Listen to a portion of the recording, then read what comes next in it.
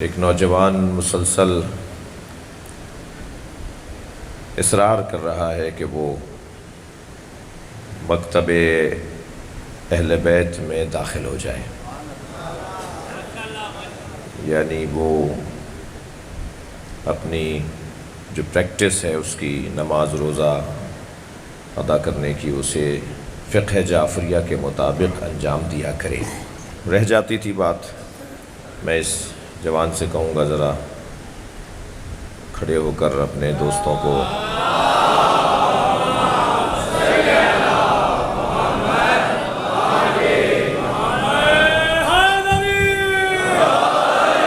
بتائیں کہ آپ کا نام کیا ہے؟ میرا نام فاروق ہے اور کراچی کے رہنے والے ہیں؟ زینب کا رہنے والا ہوں۔ اور یہاں کیسے آئے ہوئے ہیں؟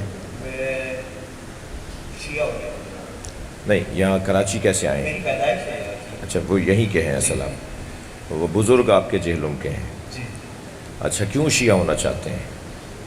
صحیح راہ پہ آنا۔ آپ نے کس عالم کو سنا ہے؟ میں آپ بعد میں سب کیجیے گا یہ سارے کام، تھوڑا میں بات کر لوں تو کسی میں بڑے علماؤں کو تو نہیں سنا، لیکن یہ ہے کہ میری والدہ کے انتقال کے وقت ایک پیارے ایسی خاتون آتی تھی، میری والدہ کی خدمت کرتی تھی۔ صحیح، تو تب سے میرا لگاؤ بڑھا، تھوڑا قریب کیجیے گا تب جی۔ سے میرا لگاؤ بڑھا، اور میں نے یہ غلط پرسیپشن پھیلایا جاتا ہے کہ یہ ہوتا ہے وہ ہوتا ہے۔ میں نے 1.5 سے 2 سال ریسرچ کیا گیا، تو قدرتی بات ہے کہ میں یہاں علم پہ آیا کرتا تھا، تو کوئی چیز تھی مجھے اٹریکٹ کرتی تھی، کھینچتی تھی، تو میں نے اپنے واجب القتل قرار دیا گیا اپنی فیملی میں کافی لوگوں کی نظر میں، تو مجھے کوئی فرق نہیں پڑتا۔ اور میں یہاں بڑے مجمع میں کہیے لا الہ الا اللہ۔ لا الہ الا اللہ۔ بھائی آپ سب بھی پڑھیے، کیونکہ ایک منٹ، کیونکہ وہ ایک کوئی ہے پریشان حال، وہ کہتا ہے کہ یہ شہنشاہ حسین نقوی جب لوگوں کو شیعہ لوگ ہونا چاہتے ہیں اور یہ شیعہ، تو پھر وہ سارے کلمے پڑھواتا ہے، اس کا مطلب ہے کہ یہ غیر شیعوں کو مسلمان ہی نہیں مانتا۔ بھائی ہم تو خود صبح شام بار بار صبح شام اللہ کی توحید کا اقرار کرنا چاہیے، تو سارا مجمع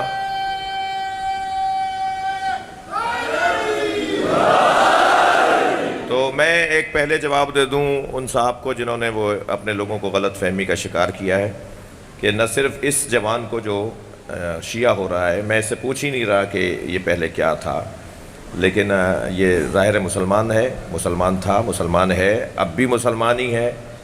ایک مسلمان فرقے سے، ایک مسلمان فقہ سے دوسرا اسلامی فقہ کی طرف آ رہا ہے، اس میں کیا پریشانی کی بات ہے؟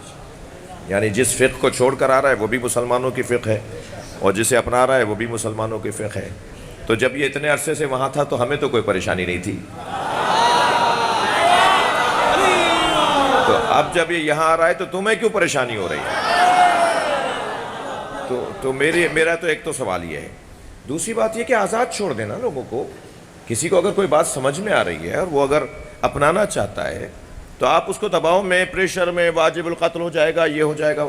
زمانہ بدل گیا، تم نے لوگوں کی جہالت سے بہت فائدہ اٹھا لیا، اب وقت بدل گیا ہے، اب لوگ اپنے اختیار کے ساتھ اپنے دین اور مکتب کو منتخب کر سکتے ہیں، اور زمانہ پہلے بھی ایسا نہیں تھا، لیکن کچھ لوگوں کے خواہ کے ماحول کی وجہ سے۔ تو اب آپ سب سے بھی کہہ رہا ہوں، میں بھی کہہ رہا ہوں، آپ بھی کہیں، بولیں لا الہ الا اللہ محمد الرسول اللہ علی ولی اللہ وصی رسول اللہ وخلیفتہ بلا فصل بلا فصل بلا فصل۔ میں اللہ کی وحدانیت، رسول اللہ کی خاتمیت، مولا علی کی ولایت کا اقرار کرتا ہوں۔ پہلا امام مولا علی علیہ السلام کو تسلیم کرتا ہوں۔ میرے دوسرے امام امام حسن علیہ السلام، تیسرے امام امام حسین علیہ السلام، چوتھے امام امام زین العابدین علیہ السلام، پانچویں امام امام محمد باقر علیہ السلام، چھٹے امام امام جعفر صادق علیہ السلام، ساتویں امام امام موسیٰ کاظم علیہ السلام، آٹھویں امام امام علی رضا علیہ السلام، نویں امام امام محمد تقی علیہ السلام، دسویں امام امام علی نقی علیہ السلام ہیں، گیارہویں امام امام حسن عسکری علیہ السلام ہیں۔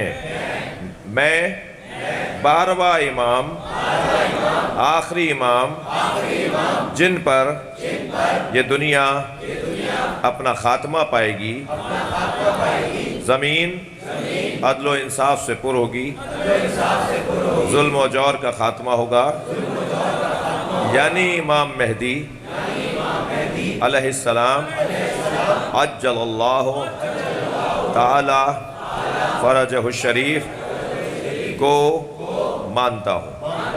میں نماز، روزہ، حج، زکوٰۃ، خمس، جہاد، امر بالمعروف، نہی عن المنکر، تولا، تبرع پر عمل کروں گا، ایک اچھا انسان بن کے رہوں گا، ایک اچھا شیعہ بن کے رہوں گا، ایک اچھا پاکستانی بن کے رہوں گا۔